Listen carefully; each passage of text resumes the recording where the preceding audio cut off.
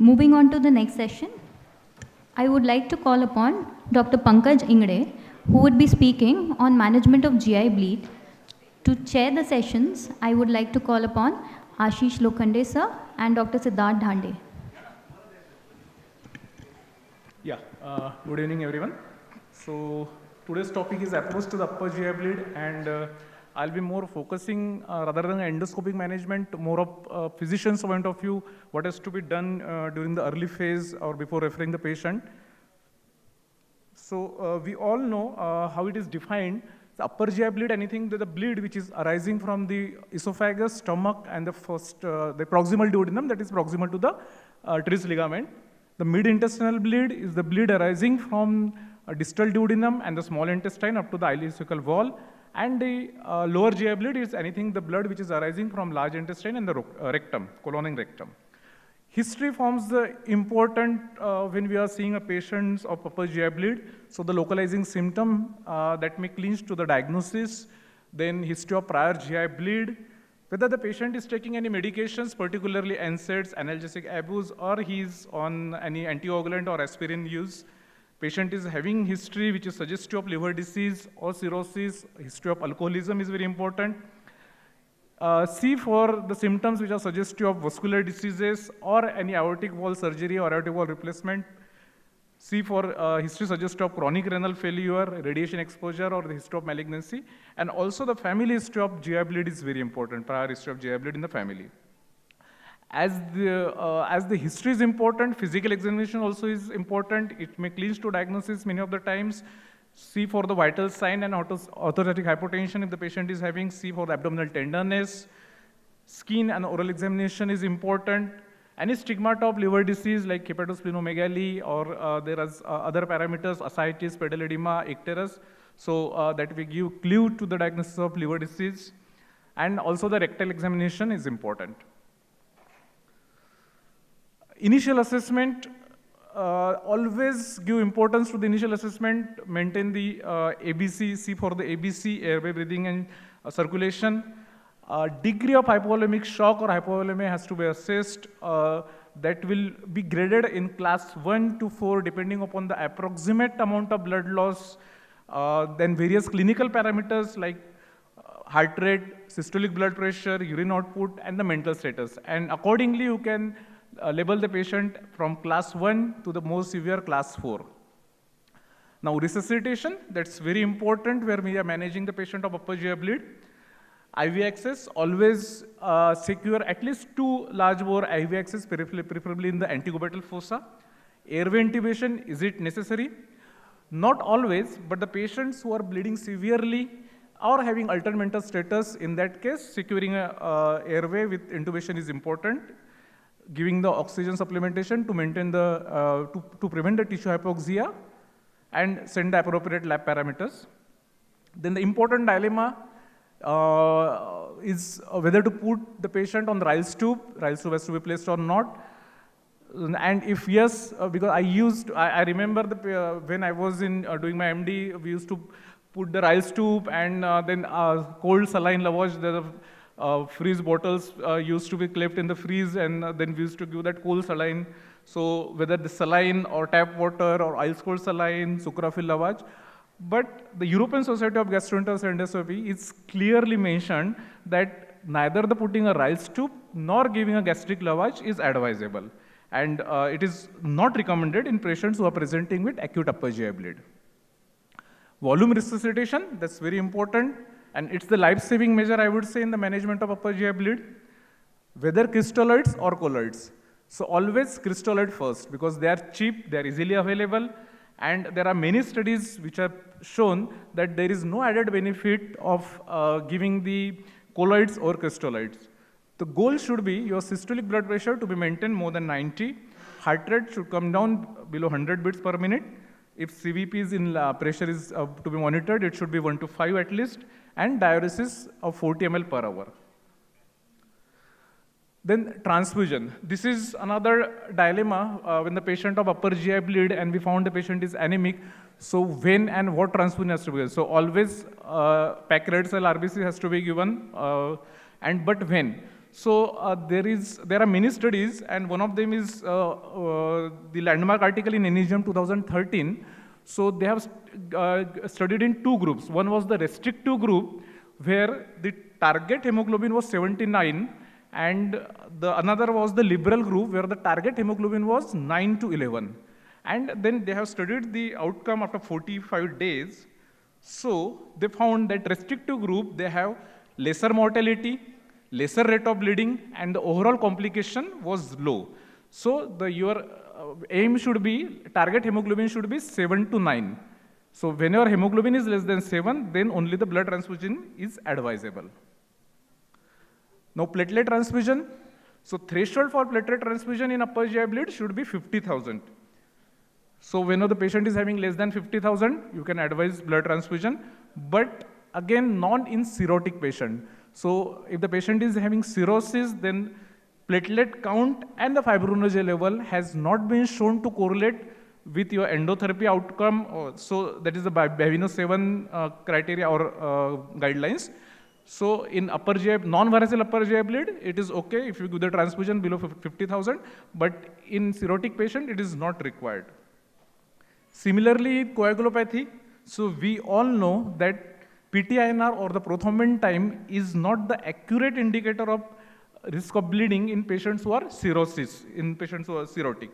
So again here, FFP transfusion is not advisable when you are managing a patient of cirrhosis with upper GI bleed. And it has shown that FFP will not change the outcome when the endotherapy is given.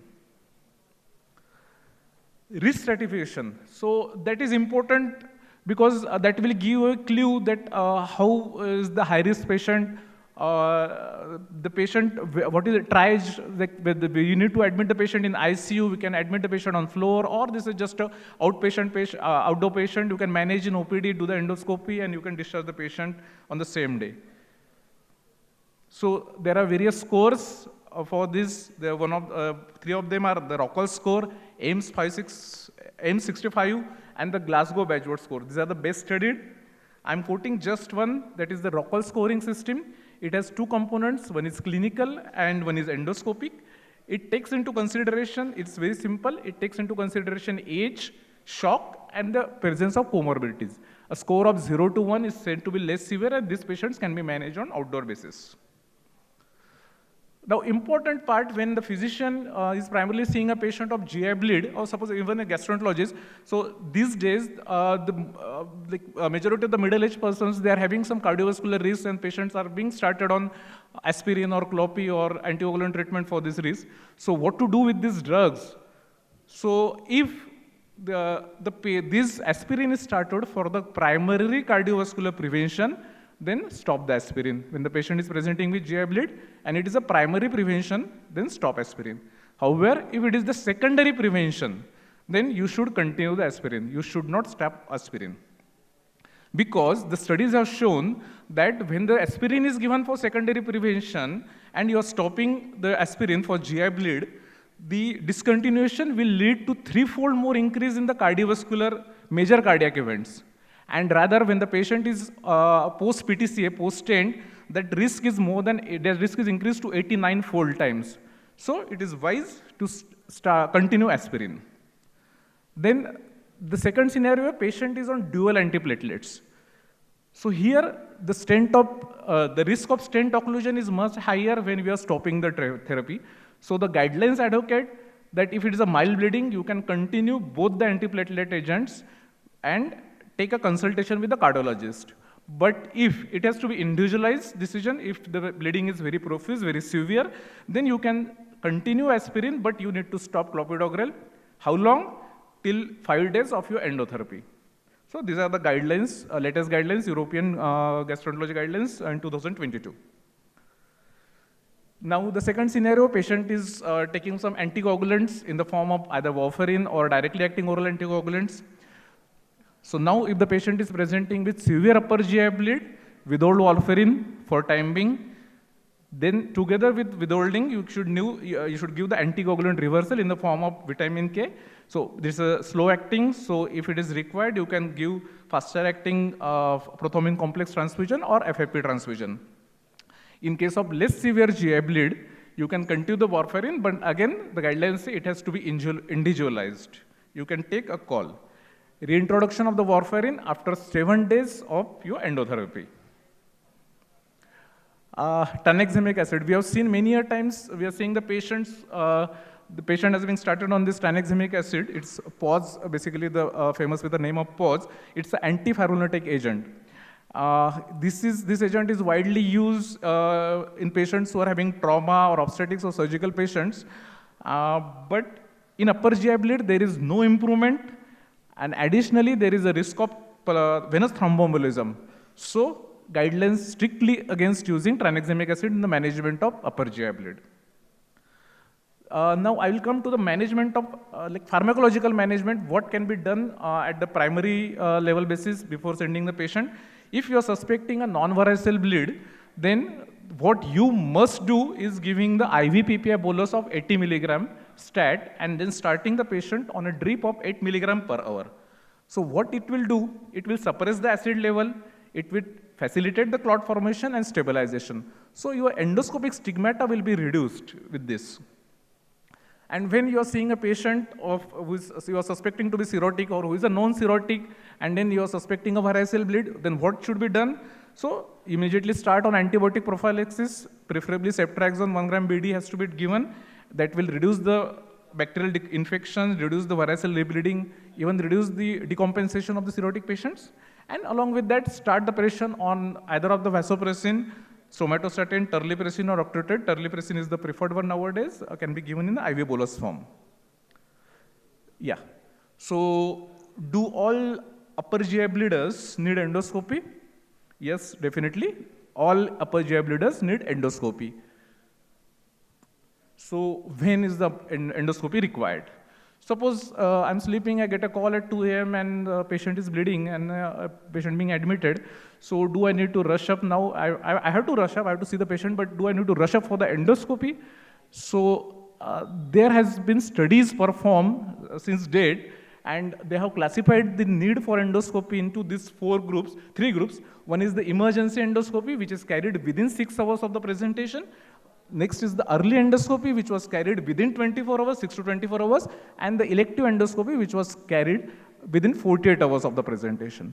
So all the studies or majority of the studies have shown that emergency endoscopy is not advisable. It's the early endoscopy which is advisable, which is done within 24 hours of the presentation after the stabilization of the patient. So that will identify your source of bleeding, that will predict the risk of rebleeding. You can have a secure hemostasis and triage of the low risk patient can be done. So these are the various studies which I have quoted. Now, how do you want to prepare the patient for endoscopy? So preferably, his blood pressure, his systolic blood pressure should be more than 70 milliliter/Hg.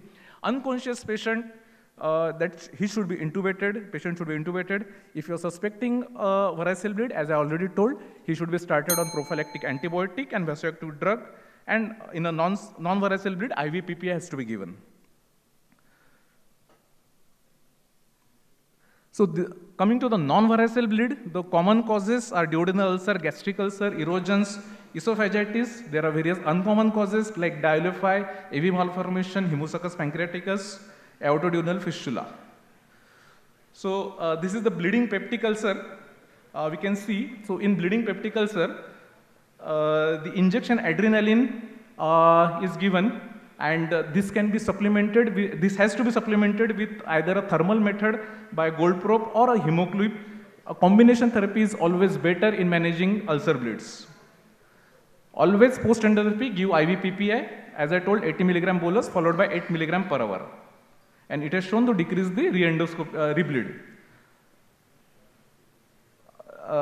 This was the patient, how the multimodal approach. In this, after placing the clips, patient can be given hemospray if it is continuing the bleeding, or angioembolization can be done. Varicose bleeding can be managed with drugs or the endoscopic therapy, band ligation, surgery, or the tips.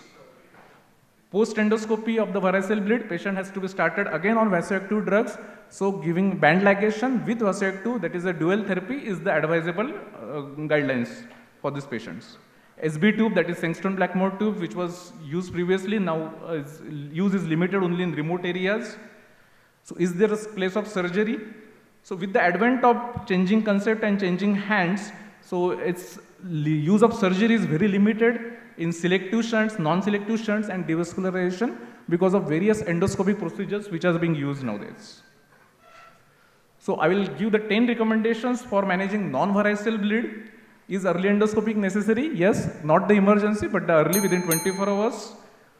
Both the combined endoscopic treatment for non-varicose bleed is advisable. Thermal or clip are equally effective.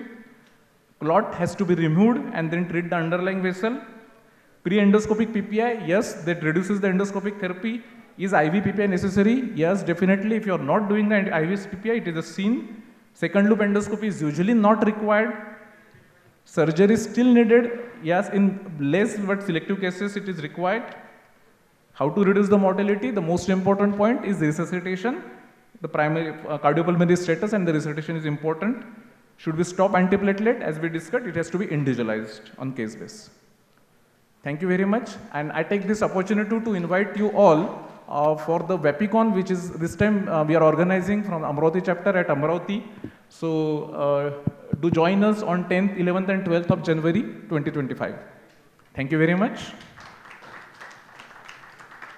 Thank you, Pankaj sir, for the excellent talk. You have comprehensively covered the medical aspect of such a vast topic. So just one question, you just mentioned as per ESG guidelines that RT insertion, nasogastric tube insertion is not recommended. Sir, for all practical purposes, like if we have a RT in place, there will be a lot of blood which will be ongoing bleeding which might be happening at that time. So whenever we do the endoscopy, there are two risks. One is that because of clot formation inside the stomach, visualization of the fundus or any dependent portion will get difficult. So more time is spent on that. With the help of RT, we can at least have some amount of blood which is coming out of the RT. Yeah. Second is risk of aspiration, like if there is less amount of blood inside the stomach. So what I feel is that practically, if you see, would you recommend putting in a RT for suppose in a peripheral center or in a remote area where there is access to endoscopy is not that easily available, or it might take some time? Practically speaking, we were using RT till now, but recently we have stopped using RT considering these articles. But again, there are many reports which have shown that visualization of the stomach endoscopically is better when you are placing a RT and giving the gastric lavage, because that decreases the time of endoscopy, that decreases the time for visualization and then management. But surprisingly, the study has shown that risk of aspiration is more when the RT is placed, and the risk of infection is more. So that's the study, and that the study has come out with a guideline. So and it is a grade A recommendation they have mentioned. It's not a grade C. So grade A with less evidence that they have mentioned in 2022. This is the latest recommendation of European Society. Thank you, sir. So my question is, as a physician doing endoscopy, so is there any bridge therapy for fundal varicose bleed from medicine people to gastroenterologists? No. For fundal varicose, no bridge therapy. So for esophageal, we can say you can use stent, that's by endoscopy only. But for the fundal varicose, no bridge therapy. Okay. As a endoscopic bridge therapy from physician to gastroenterologist. It's only glue injection or coil embolization or Berto. Okay. So there is no other bridge, there is no medical, like somatostatin or these vasopressors won't help. Study shows those won't help much as compared to what we are seeing their usefulness in this esophageal bleed. Okay. So there is no bridge therapy as such, I can say. Okay, thank you. If we have any questions from the audience, we can take up.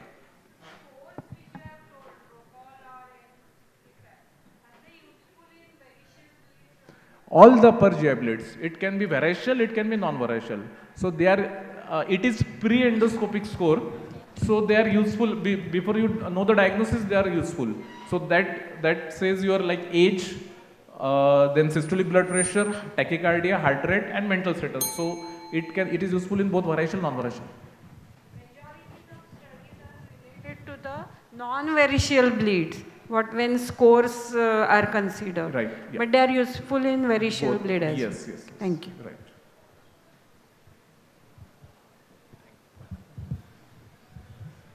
So if Pankaj, there aren't nice. any more questions, we can close the session. No, nice talk you said. It's very informative and very appropriate for the physicians. Thank you, sir, for a wonderful presentation. Now I request our speaker and chairpersons to kindly collect the memento.